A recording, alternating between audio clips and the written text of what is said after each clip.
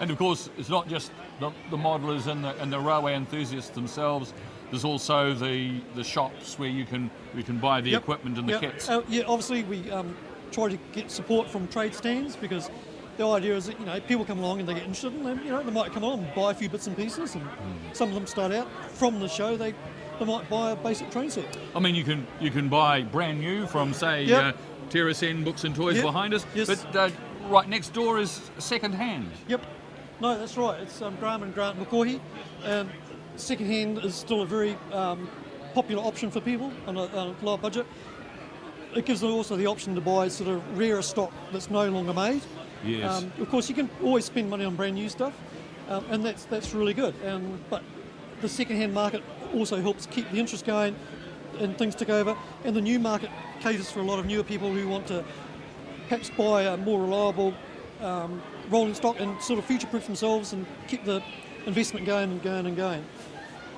We've had some great sponsorship from Terracen Books and Toys this year. They've been very generous in helping us out promote the show. So big thanks to Bruce at Terracen Books and Toys.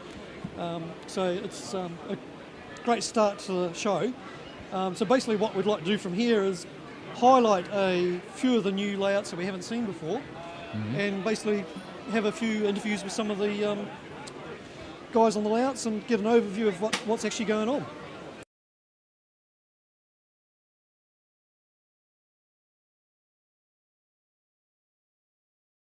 And welcome to Kerosene Creek. Grant Morrell from Carterton has lugged this over the bump into Palmerston North, and this is an intriguing little piece.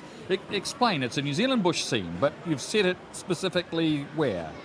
It's based really around the central plateau of the North Island. Yep.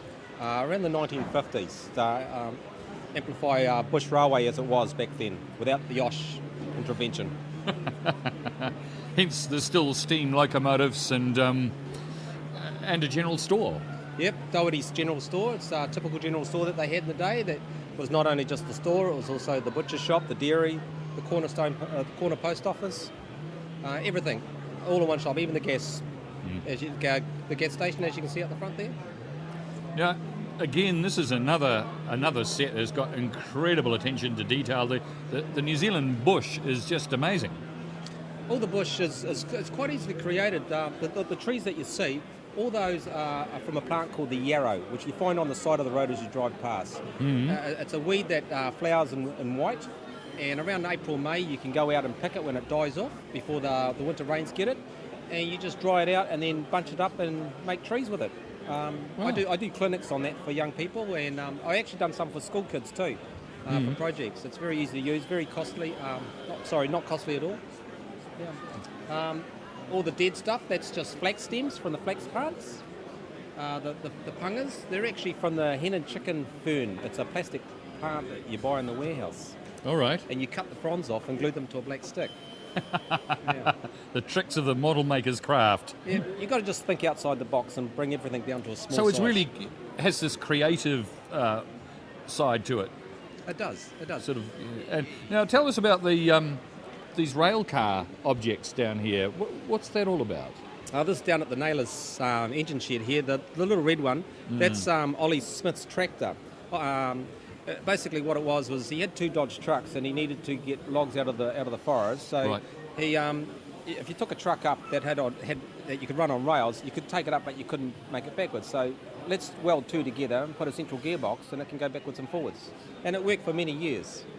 The little one beside it is what was known as the White Terror. It was a purpose-built truck that takes supplies up to the forest.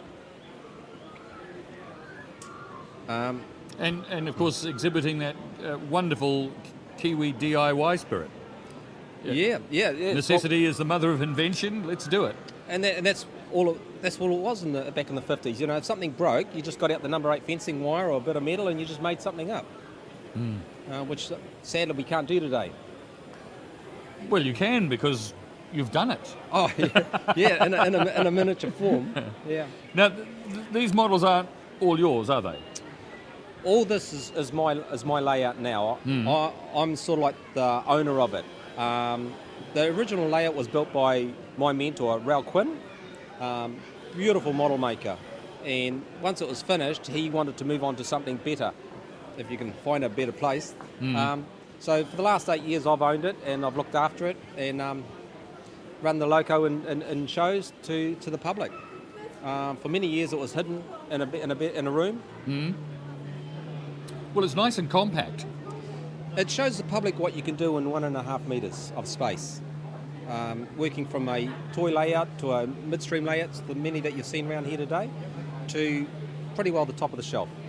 It's taken about 20 years of Rail to make this. Wow. Yeah, it's a long time. Yeah, it's his daughters are married now, and that's actually his daughter's here when she was 3 years old, all the tussock. So it's got a bit of his family in there. The pukekos, there's actually a lot of bird life. This only started about 1.5 years ago with another modeller, Mark Andrews, and he started making little birds, New Zealand birds, out of brass. And each time he made one, he brought it over to me, and we plopped it on Kerosene Creek here. And so now I have a flock of pukekos, a couple of herons, a couple of seagulls, a tui, and a kiwi. And it's great when the kids come here because they instantly recognise it. It's quite amazing how they recognise the native birds, and I get them to tell me how many pukekos there are, or go find the kiwi and let me know where it is, and they do.